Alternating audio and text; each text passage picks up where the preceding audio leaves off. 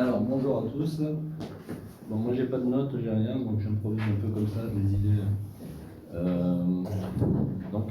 Première idée que j'ai déjà, je voulais vous mettre au courant, je suis content parce que je revendique un peu la paternité de certaines choses qui ont été développées aux dernières élections à l'époque de l'Union monégasque.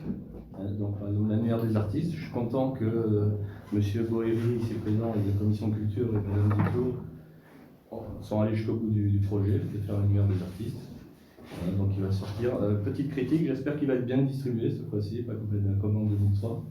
Et petite critique aussi, c'est dommage qu'il n'y ait pas les entités culturelles présentes dans l'annuaire, et que pas mal d'associations culturelles, visiblement, ont zappé le truc ou n'ont pas été contactées, et elles ne sont pas présentes. Il y a 5 associations culturelles sur 25, voilà, donc il manque beaucoup de gens. Et des artistes monégasques aussi sont pas. Bon, peut-être c'était leur choix personnel. Voilà. Mais bon, c'est quand même une belle avancée pour moi, en tout cas je suis content du résultat.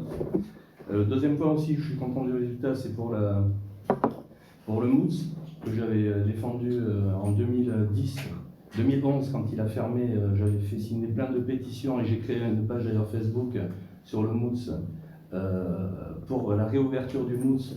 Et là j'ai entendu dire donc, avec M.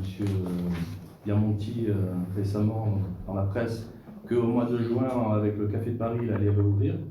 C'est une bonne nouvelle, s'ils vont jusqu'au bout, qu'ils réouvrent le monde, c'est parfait, je suis content. Voilà, c'est quelque chose que j'ai défendu depuis 2011. Donc, voilà.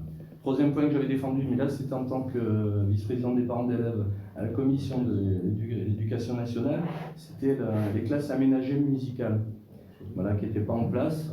Donc j'ai défendu ça pendant plusieurs années, et apparemment à la prochaine rentrée, les classes aménagées musicales seront opérationnelles pour la secondaire et terminale. Voilà, donc très content pour ça. Voilà, donc nouveau point à développer. Toujours les mêmes, malheureusement il y a des choses qui continuent. C'est toujours cette histoire on va dire de priorité d'emploi des monégasques dans le secteur privé. Qui est appliqué, je pense, à peu près correctement dans la fonction publique et aussi à la SBM, mais c'est tout. Après, dans le privé, malheureusement, c'est toujours pareil. Je pense que le point, il y a un alinéa dans la loi 629 sur la priorité d'emploi qui précise que les monégasques sont licenciés et ils sont derniers dans la liste de licenciement. Et ça fait beaucoup peur aux entrepreneurs et aux gens qui veulent engager des monégasques. Donc il faudrait, je pense, revoir certaines choses pour faire comprendre aux entrepreneurs privés qu'un monégasque peut être licencié aussi dans le privé, pour qu'ils n'aient pas peur d'engager des monégasques. Sinon, ils ont trouvé la solution, ils n'engagent personne, ils trouvent toujours une solution pour ne pas les engager. Autre point que je défends aussi, c'est sur la Camti-Quartier. Donc j'ai relu la loi sur la Camti-Quartier. Bientôt je vais être touché par ce système puisque je suis à la Camti-Quartier aussi. En 2000, à partir de 60 ans, c'est marqué en toutes lettres. Pour arrêter son entreprise, si on veut prendre sa retraite, il faut consulter un docteur qui justifie qu'on est inapte au travail. Et ça, je trouve ça totalement aberrant.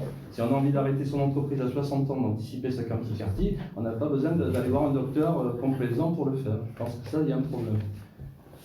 Ensuite, deuxième point où il y a un problème aussi, c'est 65 ans sur le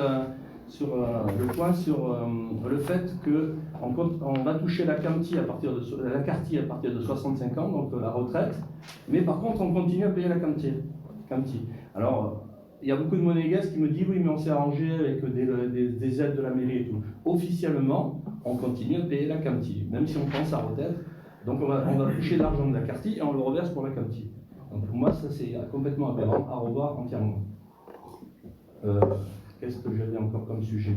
Ah oui, réactiver, parce que c'était quand même une très bonne idée de M. Spiliotis, il y a 10 ans de ça, la cellule sur la priorité monégasque au Conseil national.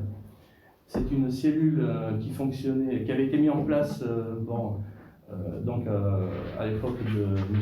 Nouvion quand il était président. Malheureusement, M. Spiliotis n'avait pas été élu, donc ils ont mis en place un fonctionnaire, et je pense que ce qu'il faut pour que cette cellule fonctionne réellement, puisqu'elle a été supprimée depuis, c'est qu'il y ait un conseil national ou plusieurs conseils nationaux qui s'en occupent de cette cellule. Ça donnera plus de poids au fait de faire appliquer la priorité des monétisations.